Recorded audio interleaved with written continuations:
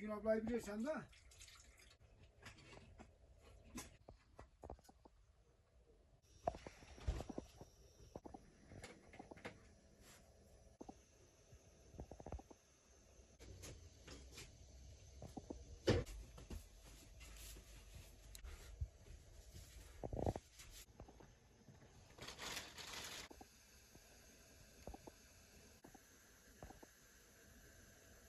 Tamam, solda.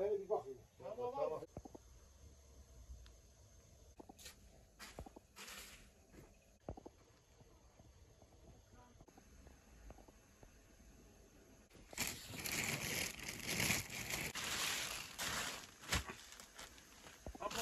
Bizim Neremci Yılgancak'tan canım ne? Tamam. Azerbaycan'a mı gittin, Gürcistan'a mı?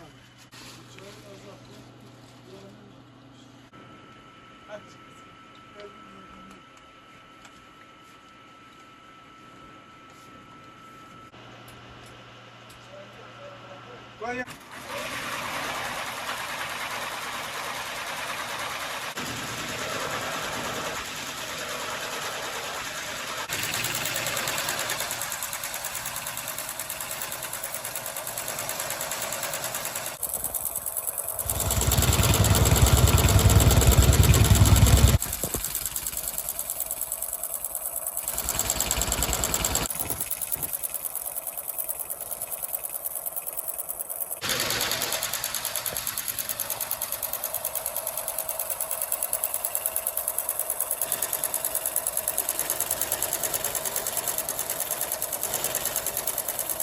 Şimdi bunu getiren müşterilerimiz, ablalarımız, bunlar analarının tokuduğu danteldi.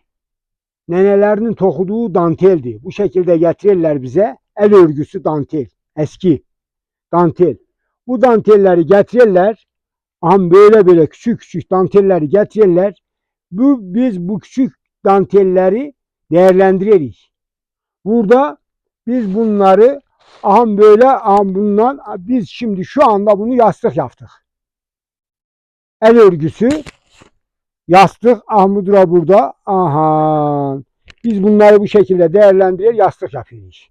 Anasından nenesinden kalıp da gelip bize bu benim anam kokuyor deyip bunu bana nasıl değerlendirebiliriz diyen insanlar var. Bunlar da kanefçelerdir. Bu kanefçeleri getirirler. Getirdikleri zaman biz bunları bu şekilde yapıyoruz. Değerlendiririz. Yastık olur, yorgan olur, çarşaf olur. Getirdikleri bu şeylere göre. Biz bunu bu şekilde yapıyoruz.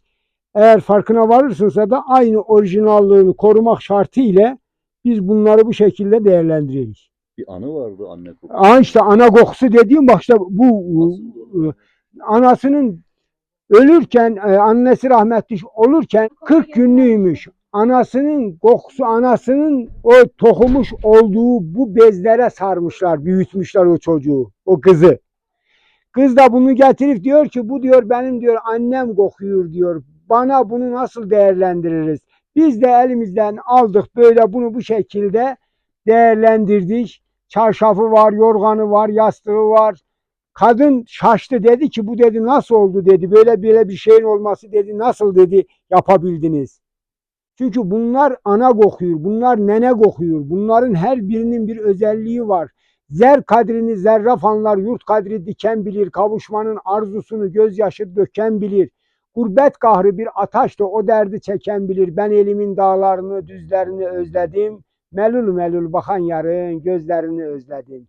Hep bunların içerisinde özlem var. Hep bunların içerisinde bir farklı güzellikler var. Ama onu mencidi. Tamam uğurlar olsun. Haydi görüşürüz. Sağ ol teşekkürler. Kar içinde inci gören göz sözüme bakmıyor daha. Diyorum ki gençler gelin bizim bu mesleğimizi sizlere anlatak, sizlere öğretek. Siz de gidin devam ettirin. Yoksa da Cenab-ı Allah'a sonsuz şükürler olsun. Derdi gamı çeke çeke 40'a aştı yaşım benim. Leylin akar ağlamaktan çay oldu gözyaşım benim. Yazan felek kara yazdı, al günleri ara yazdı. Bahtım neden yara yazdı, doğmadı güneşim benim. Şimdi kainatı yaratana sonsuz şükürler olsun. Biz buraya kadara taşıyabildik, biz buraya kadara getirebildik. Bundan sonra da gençlerin işidir. Gelsinler bunlar teslim alsınlar.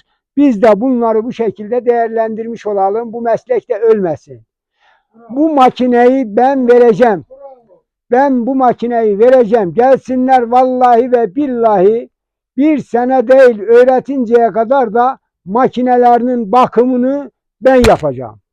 Yeter ki bu makineyi götürüp hurdacıya vermeyeyim. Yazıktır. Çalışan makinemi götürüp de hurdacıya verip de demir fiyatına vermeyek. Yazıktır. Gelsinler teslim alsınlar. Bravo. Ancak ben onu diyebilirim, onu yapabilirim. Bravo Bunlar- Kazım. Bak, helal olsun sana. Helal olsun sana. Seni doğuranlara da helal olsun. Rahmet olsun. Getirirler biz bu şekilde bir şey yapıyoruz. Runner yapmışız. Dantelini kendisi getirmiş. Dantelini kendisi getirmiş. Biz de bunu bu şekilde böyle şey yaptık. Şimdi şu anda seccade. Bu da seccadedir. Aha, aha, aha, aha. Bizim Kars'ımızın simgesi budur. Teoklu Cüceli Gazlı Bahtafar. Aha işte bizim şeyimiz de simgemiz de budur. Tabii onların ellerinde olan figürlerdi.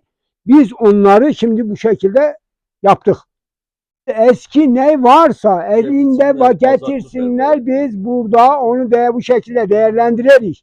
Yazık yani. Söylediğin her öğüdü kötüye yozduk aynene, bıraktığın ey düzeni nedense bozduk aynene.